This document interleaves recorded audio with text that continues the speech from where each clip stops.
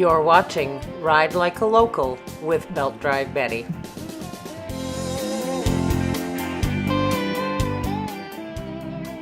Ride Like a Local is brought to you in part by Community Futures, Grand Prairie and Region. I'm being joined right now by Brent Allanson, and Brent is the district sales manager for Polaris Indian Motorcycles. Tell me, Brent, a little bit about what it's meant to you to bring this iconic motorcycle back to life. Well, I think it's been really exciting for myself. I think a lot of consumers have been looking for another choice out there. Indian has that nostalgia with it. It holds a whole different look to a lot of bikes out there in the industry. It's been really exciting to see Polaris buy the brand in the summer of 2011 and put out in a relatively short amount of time, 27 months to be exact, three brand new models based upon the Chief platform. So tell our audience a little bit about what they're going to see under the tank, because that's where the engine and transmission's housed. Yeah. So tell us what we're going to see under the tank and what we can expect for performance out of a new Indian. So brand new motor, Polaris design from the ground up. So you're looking at 119 foot-pounds of torque, 111 cubic inches, and it's an 1811 cc size motor. That's pretty impressive. 6-speed transmission or 5? 6-speed transmission. So you got that overdrive gear for highway driving.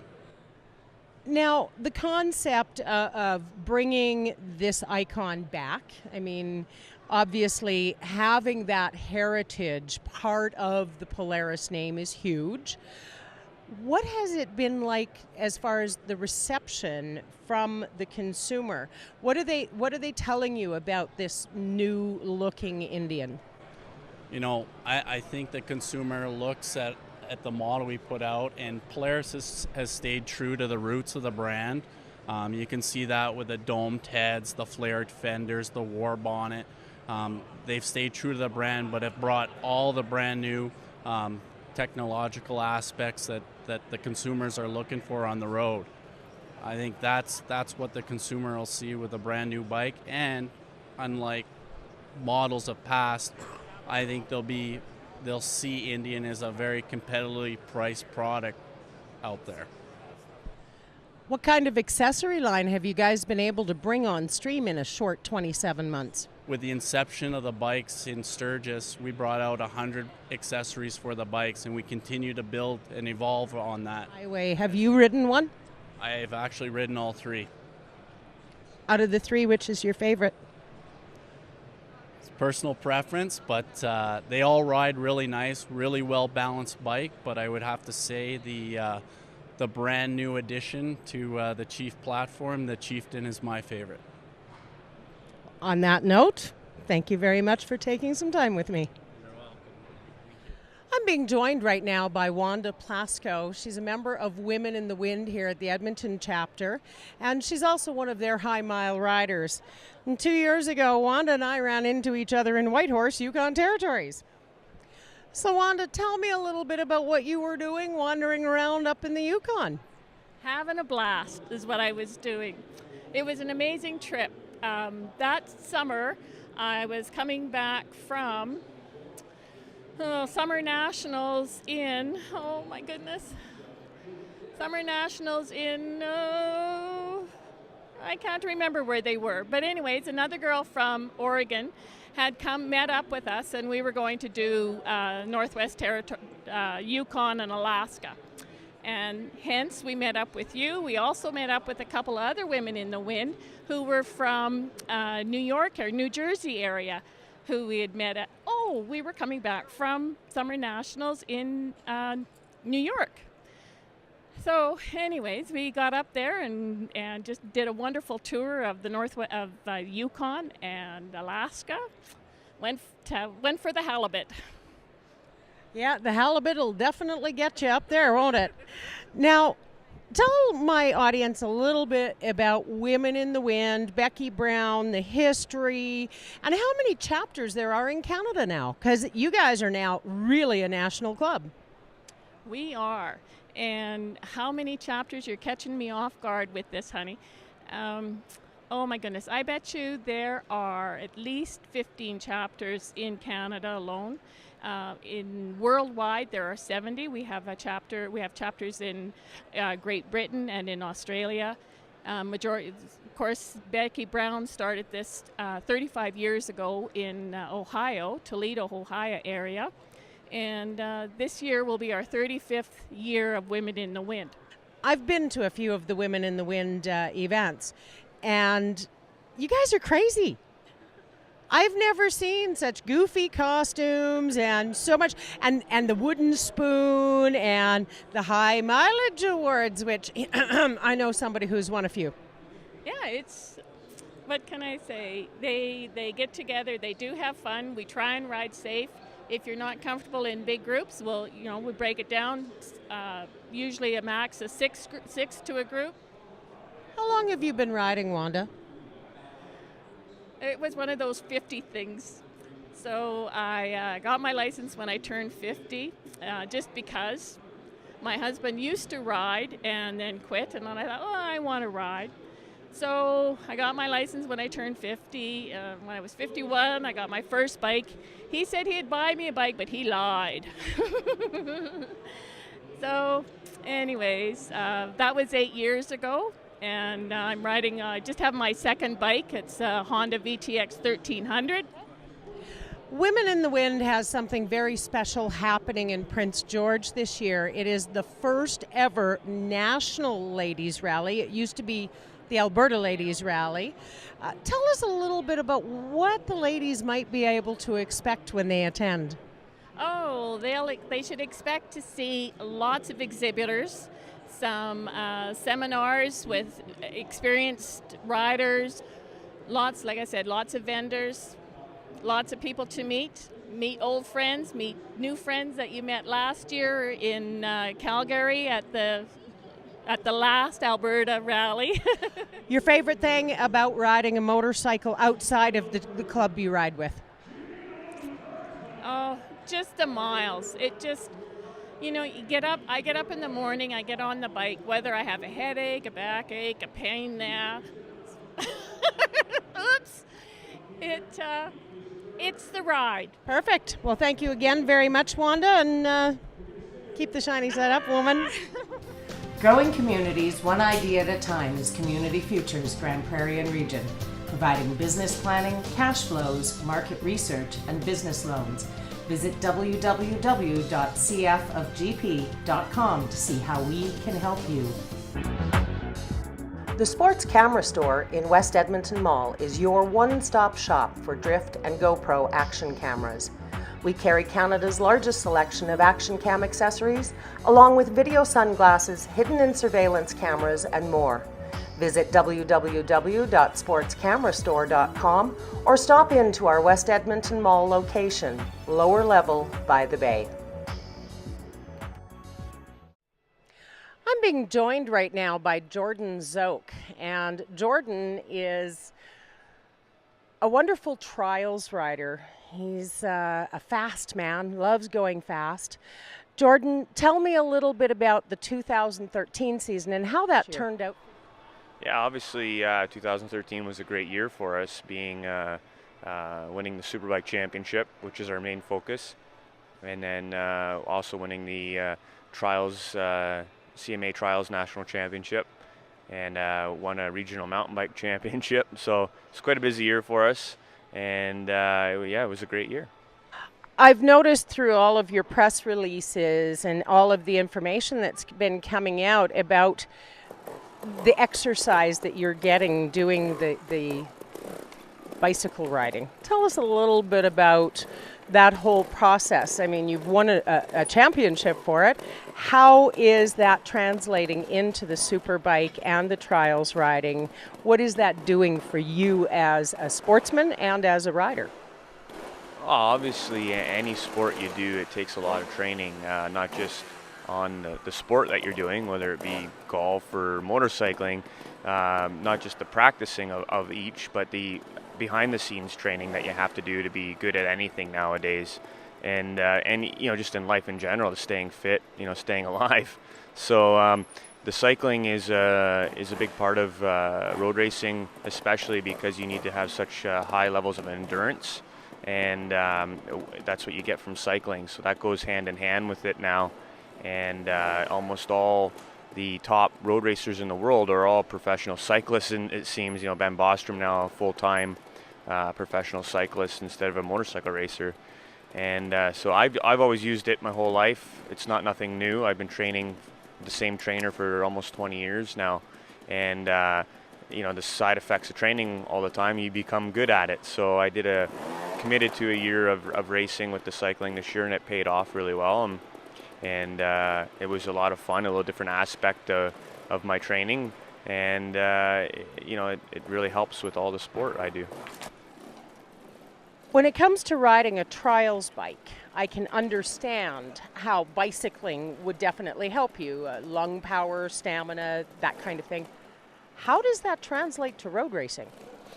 Road racing I still find more physically demanding than any of the sports that I do, because you have to throw around a 400-pound motorcycle wearing 20 pounds of leather on a track surface that's 50 plus degrees. On a motorcycle that's 100 degrees. So the amount of sweat and fluids you lose versus bicycling, where you're just wearing a spandex shorts, you lose so much more fluid rapidly in the road racing than you do on any of the other sports. Motocross riding, the gear's vented and lighter. So that's one of the things that gets you is the heat on road racing, and just the physical exertion you have to do to throw the bike around, and the G-forces you encounter, having to hold yourself back. Under braking, we can't breathe until you go into the corner, then you can exhale because of the G-forces. So it's very physically and mentally draining because of the speeds you're at. So by the end of the day, mentally you're just as much drained as you are physically. So the cycling really helps with that, immensely. What is one thing that you would recommend to any young rider looking at road racing or trials or motocross for their own regimen of staying fit? Well, obviously, most young riders are in motocross, and there's a great knowledge now in moto about the physical preparation, with guys like Ryan Villapoto and all that, and their training regiments. Ricky Carmichael started all that, so they're pretty aware of what you need to do, and it's just whether you can motivate yourself and stick behind it and not be lazy, and that's the key. So it's just trying to incorporate some fun into it that help you stay focused at it. 3 different sports. You've got bicycle riding, you've got trials riding, road racing, and you're a champion in all 3. What do you attribute your success to the most, besides the training that you do? What do you feel is the most important aspect of what you've been doing that's given you that edge in all 3 sports? I guess maybe the determination. You see some riders have a lot of natural talent, but they don't have the heart. Some riders have a lot of heart, but they don't have the natural talent. And then you get these one-off guys like Valentino Rossi or Ricky Carmichael that have both, and that really makes them shine. So you need one or the other, or both. Right. And I think for me, it's always been the determination out there more than anything, and just the amount of hours I have with the riding. Since I was 2 years old, and just riding every day I can. So the experience level I have is huge to draw on. And in any sport, whether I'm on my trials bike or my road race bike or whatever, I have so much knowledge of all the ice racing, all the stuff I do. I can really draw on all that to succeed and all that. So I'm just so very determined, and it hasn't slowed down. Even as I'm getting older, I'm still even more determined now. So I think that was the key to my success. There's nothing more important to most motorcyclists than their family. This is your son, Wolfgang. Tell us a little bit about how old he is and his first motorcycle. Yeah, Wolf is 2 years old now. He's flown 16 times and spends most of his time driving in the motorhome to events. So he's well adverse in the motorcycle world and overseas and everywhere. And he's riding a 12.5-inch Osset already, which is an electric trials bike. And trials is his thing. It's his favorite sport, which makes me very happy because it's something you can ride your whole life, and it's I think the fundamental basis of all motorcycling starts with trials. The fundamental basis of all motorcycling is in trials. Can you explain that for our audience? Well, whether you're riding a cruiser or around town or motocross or whatever sport you're doing in motorcycling, it's all about the controls. The controls are the same on all of them: throttle, brake, clutch, and that's what trials teaches you, is how to be patient and be in control. So it's the true fundamental of all motorcycling in my mind. We have something very special coming up in trials too. Let's talk about that. Yeah, obviously every year the Trials des Nations takes place, and this year it's in Andorra, Spain, which is almost like a Banff, Monaco, tax haven in the mountains in Spain. So it's really cool, and it'll be really exciting to go over there this year. Last year it was in France.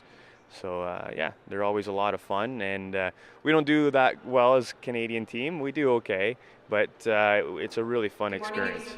Trials des Nations, tell us a little bit about the level of competition that comes to that particular event. Yeah, obviously the best in the world are all there, and the best from every country in the world are able to go. So 4 teams of 4 from each country around the world to show up at that. So there isn't the competition's very tough, and countries like Spain, who could have 2 teams, they have such a great history of trials riders right now. So those guys can have 2 teams in there if they wanted to, but they have to pick 4 riders, and it's just the level of competition is very, very tough. How can Canadians support the Canadian team going over to the Trials des Nations? Oh, obviously they can donate money to help make it possible for us to go. That's the biggest thing right now, is finding the funding, to raise the funding for the team to go. And you can contact us through my site, jordanszoke.com, and be involved with it that way. Or you can go right to the CMA site and help out that way. And a lot of times it's as much as like buying a T-shirt, and the proceeds go to the team, so you get a cool T-shirt out of the deal. That's usually the case with the fundraising, so it's a win-win for everybody. Well, thank you again for taking a little bit of time with us today, and good luck in 2014. Thank you. Thank you. Community Futures Grand Prairie and Region. Business development assistance, business planning, cash flows, market research, business loans up to $150,000. Community Futures, growing communities one idea at a time. You bought your bike from the brand you trust the most. That's what Dalton Timmis is for your insurance options. As a specialized motorcycle insurance carrier, we can get you the best coverage, customized to fit you at the very best price. Call 1-888-385-8466 or visit daltontimmis.com now to get your free quote. Welcome back to Ride Like a Local. I'm being joined right now by Dan Avon from Dalton Timmis Insurance, which happens to be the company I'm insured with.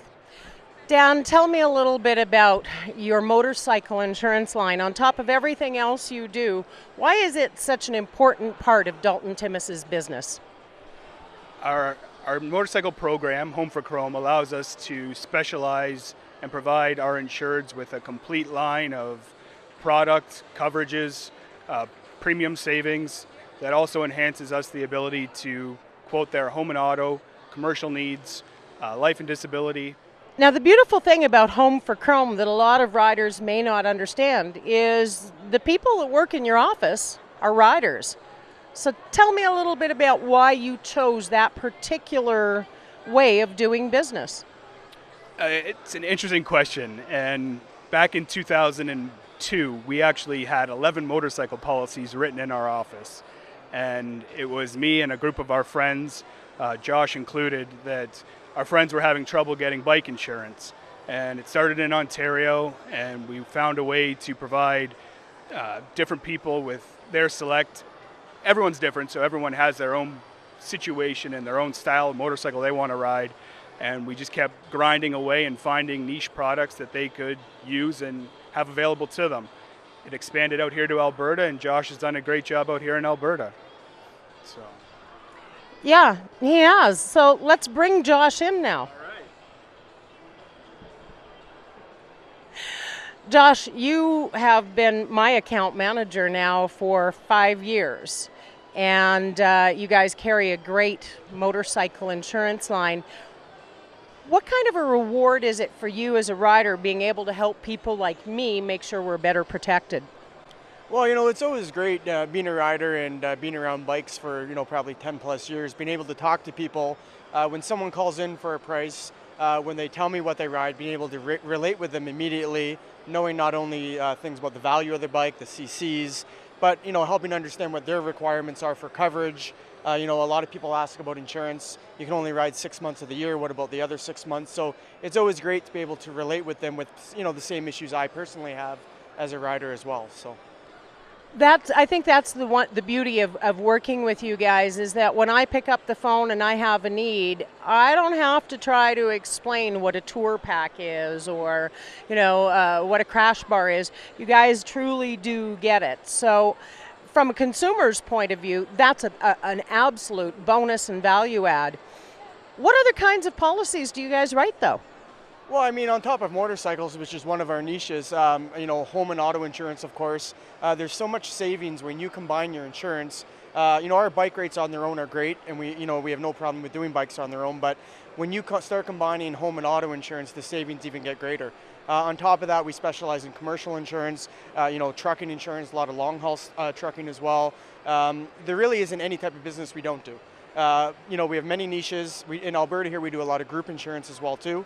So we specialize in, oil and gas workers, union workers. So there's just so many additional discounts you can get by combining everything as well. So I think we'd like to be the advocate for the consumer. I think that's really where we've grown and done our best. When you look at an example is like custom bikes is actually how we started to grow in Ontario. No one could get custom bike insurance, and it sort of grew from custom bikes into writing some Harleys and doing some more things along the touring lines. And then we came out with a vintage program. The vintage guys lost their vintage program insurance in Ontario, and we went to our markets and went to bat for them and got them that opportunity. And it's just even product lines. So waiver of depreciations that we've brought in, and just 19As, agreed values of coverages. We will go to every limit to help the consumer at the end of the day. That's one of the reasons I'm insured with you guys, is the customer service. It is hands down wonderful to be able to drop a quick email and say, Josh, I've got this situation, can you help me? And then Josh goes, yeah. And it's that simple.